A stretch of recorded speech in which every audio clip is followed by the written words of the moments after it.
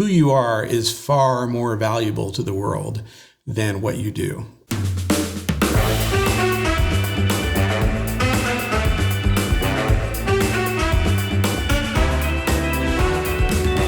Along the way, I mean, having fallen forward up the stairs, what are some of the, I don't know, the big takeaway lessons that you've learned? Maybe things that stick out on top of your mind that you've known now that you wish you'd known then when you started out. Just, I don't know, is there anything that you would impart to the young creatives that are maybe watching at the moment that you... So, Professor Dumbledore here telling you, when you start out, get a CPA. Just do it. It's the best money you'll ever spend. It's like for the first bunch of years, I only saw myself, I'm a musician, I'm a composer, I'm a mixer. You know, I viewed myself as my function. Mm-hmm. But then I guess 7 or 8 years in, I started realizing, you know what, this would probably all work better if I kind of started to manage myself and think of this enterprise as a business and not the stuff I do with my time. It's like when I started thinking of it as a thing that holistically needed to be taken care of, that was kind of a game changer. Because as long as it's just the things that I do with my time, then if I've done enough stuff with my time, well, then this time I can just fritter away. But when I'm doing that, I'm not thinking about all those not front and center things, you know, things like taxes, things like all the stuff that you have to keep track Sales. of. Yeah, exactly. It's like I would never go back and look at, you know, how did I do this quarter? Mm-hmm. You know, I was just like, whatever comes in, cool, or not cool, frightening. Right. But starting to step back and say, okay, wow, this piece of my business, something's really working here because that's growing. Why? You know, I just never, early on, I wasn't studying why business was doing what it was doing. And the more I started to pay attention to it as its own thing with its own interest that needed its own care, things started really getting exciting. That's awesome. So as you started to build out this business with the new perspective of it being an enterprise and not just you're not defined by what you do with your time. Where did you go for education around that, for guidance around that, for inspiration around how to think differently around that? I mean, whose shoulders did you stand on, or who did you appeal to, or what, I don't know, books or resources or organizations, associations? I mean, what did you do? I had kind of two groups of mentors. There were a couple of times that those Venn diagrams intersected, but I had sort of a personal development group of mentors, or a couple of mentors, you know, never more than one or two at a time, and a couple of business mentors.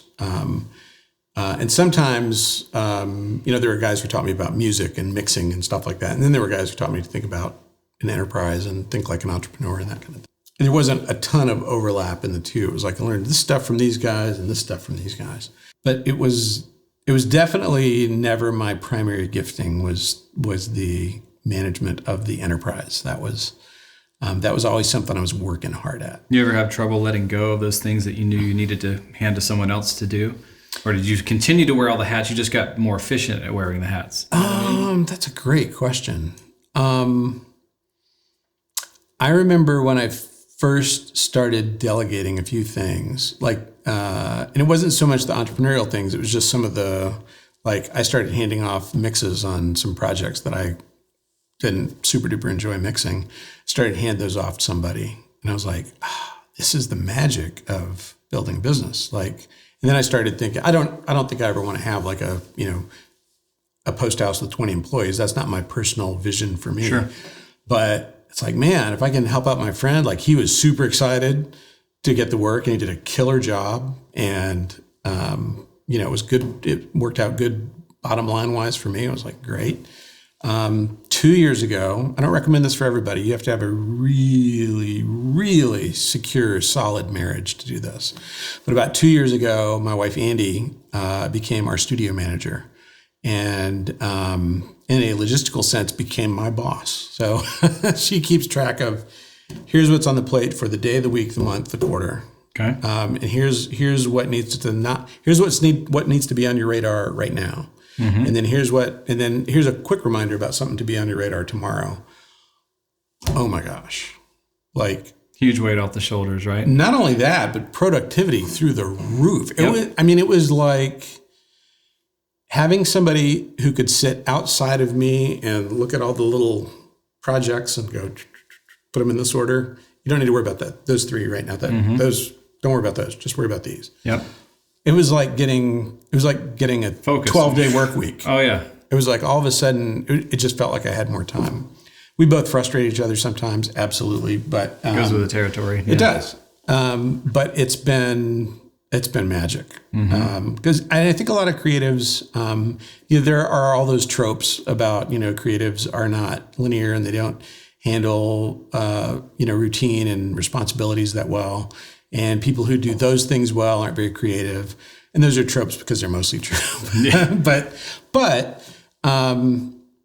it is really great if you have the opportunity, if you have someone in your life that you can, who's complementary in their skill set, who can start either helping you manage your projects or however you want to call it, manage your time. Mm-hmm. Delegating is huge. I remember hearing one of my mentors say, where the magic happens is when only you are doing the things that only you can do.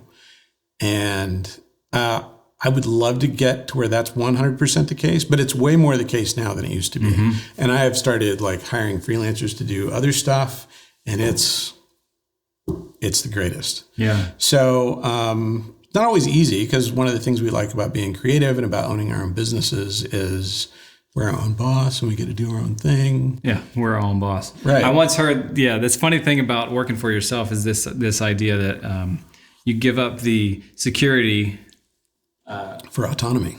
But the way, how did I hear this? I like to sometimes say this statement. It's we give up the illusion of security for the illusion of freedom. I love that. We give up the illusion of security for the illusion of freedom. That is because we don't go from having, a boss to being our own boss. We just have 20 bosses now, or 100 bosses, or whatever it is. You're just serving all these different entities or clients or brands and so forth. Yeah. I was not a very good boss to myself. Yeah. Right. Yeah. And I think that's an important point too, because so often the unspoken assumption is that I'll just do this work and the business will grow and everything will be great and then we're good, and that's kind of what we focus on. You've got your business, but underneath all that, your business is only as healthy as you are.